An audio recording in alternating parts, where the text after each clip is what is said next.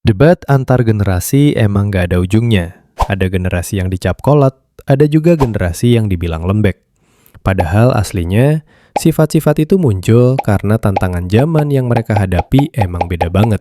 Biar kita nggak gampang ngejudge dan biar kita lebih ngerti kenapa sifat orang di sekitar kita bisa beda jauh, kita bakal bedah tuntas semua generasi yang ada saat ini, mulai dari yang tertua sampai yang paling bontot. Mari kita bahas di Faktamu.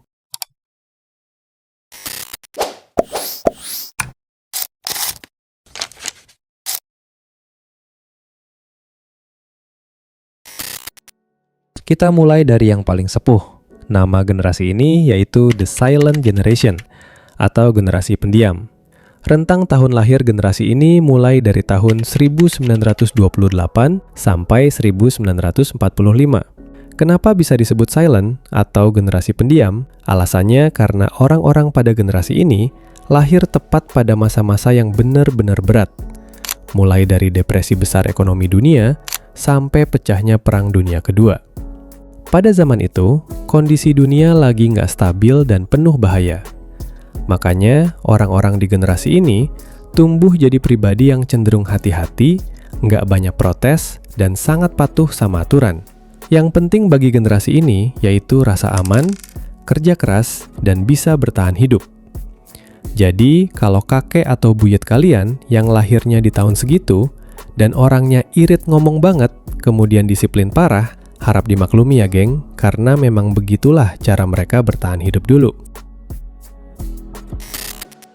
Nah, setelah perang selesai dan dunia sudah mulai tenang, muncullah generasi yang paling sering kita dengar namanya, yaitu generasi Baby Boomers. Mereka lahir antara tahun 1946 sampai 1964. Nama boomer itu sendiri sebenarnya muncul karena pada saat itu saking banyaknya bayi yang lahir pada tahun-tahun itu. Makanya generasi ini dinamakan baby boomers. Generasi ini tumbuh di masa ekonomi lagi dibangun ulang. Jadi mentalitas hidup mereka itu cuma kerja, kerja, dan kerja. Nah, karena hal ini nih yang sering bikin generasi ini sering berantem sama anak muda zaman sekarang.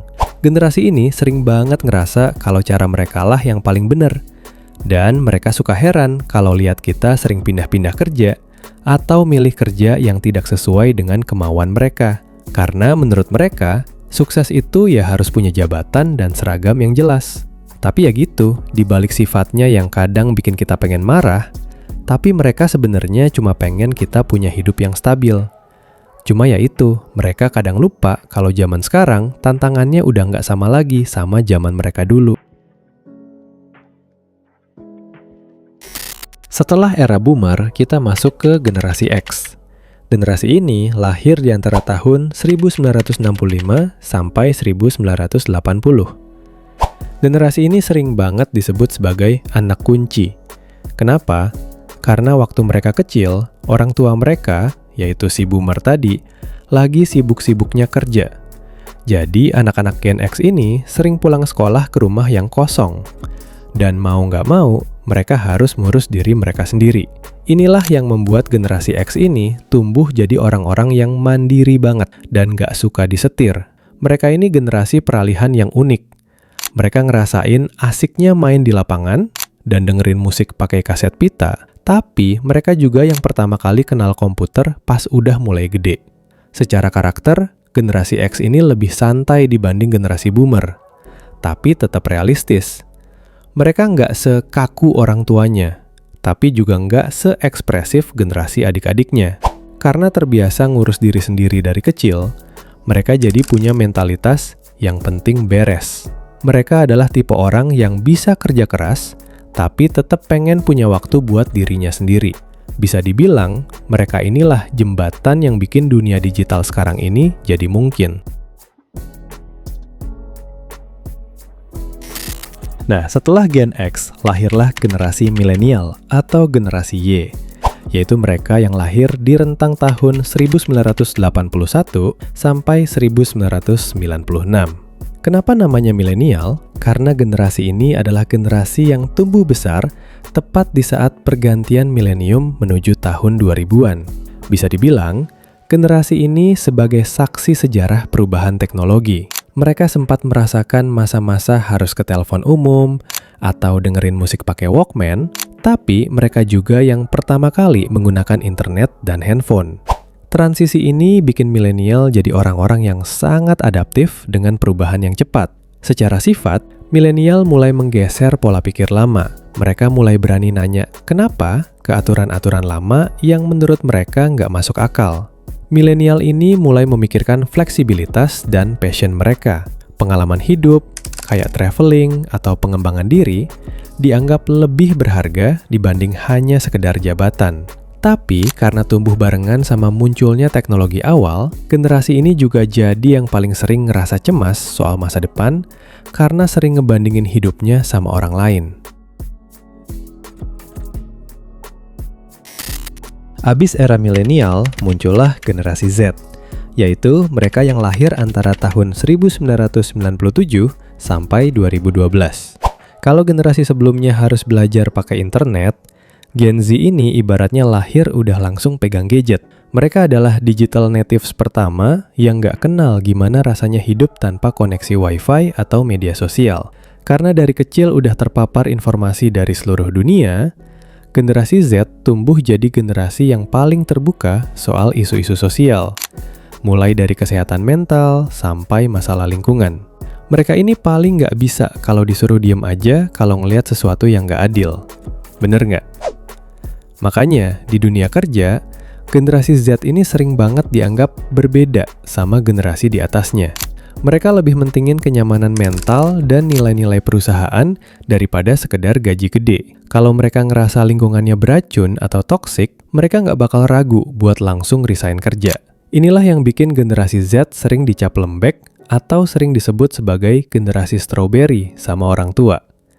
Padahal sebenarnya mereka cuma lebih berani buat nentuin batas dan nggak mau mengorbankan diri demi sistem yang kaku. Nah, sekarang lanjut ke generasi paling muda di era sekarang, yaitu generasi Alpha. Mereka ini lahir dari tahun 2013 sampai 2024. Kalau Gen Z lahir bareng gadget dan masih sempat ngerasain transisi teknologi, Gen Alpha ini bener-bener anak asli era digital. Dari bayi, mereka mungkin sudah terbiasa lihat layar handphone daripada lihat buku fisik. Karena mereka tumbuh besar pas masa pandemi kemarin, cara mereka belajar dan temenan itu jadi beda banget. Buat mereka, ketemu orang lewat video call atau main bareng di dalam game, itu ya hal yang normal-normal aja. Mereka jauh lebih jago teknologi dibanding generasi-generasi sebelumnya.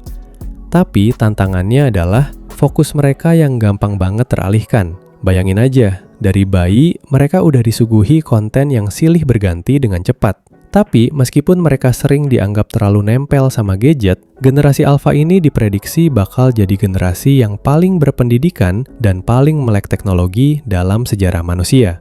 Tapi di sisi lain, mereka juga yang paling butuh perhatian soal cara bersosialisasi di dunia nyata. Karena buat mereka, dunia digital itu udah kayak rumah kedua bagi mereka. Nah, terakhir, kita kedatangan penghuni baru bumi, yaitu generasi Beta. Mereka ini adalah bayi-bayi yang mulai lahir dari tahun 2025 sampai nanti tahun 2039. Karena mereka baru banget ada, kita cuma bisa berandai-andai bakal sekeren atau seaneh apa dunia mereka nanti. Coba bayangin, anak Gen Beta mungkin bakal punya asisten AI pribadi sejak kecil. Bisa jadi sekolah mereka nanti nggak lagi pakai buku cetak sama sekali, tapi pakai kacamata VR yang bisa bawa mereka jalan-jalan ke zaman dinosaurus atau keluar angkasa secara langsung. Atau bisa jadi buat mereka profesi kayak influencer udah basi, dan mereka bakal punya jenis pekerjaan baru yang bahkan sekarang belum kepikiran sama sekali.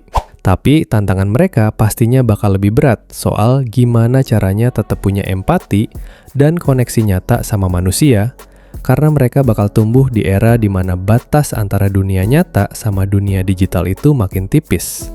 Di saat semua kebutuhan mereka udah bisa dilayani sama teknologi pintar sejak mereka lahir.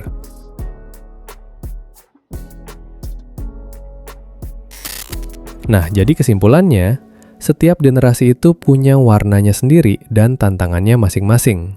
mulai dari generasi yang paling sepuh sampai yang generasi baru lahir. Jadi nggak perlu saling hujat, karena setiap sifat yang muncul itu cuma cara mereka adaptasi sama zamannya masing-masing.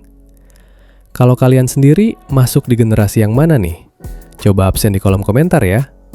Sampai jumpa di video berikutnya. See you, geng!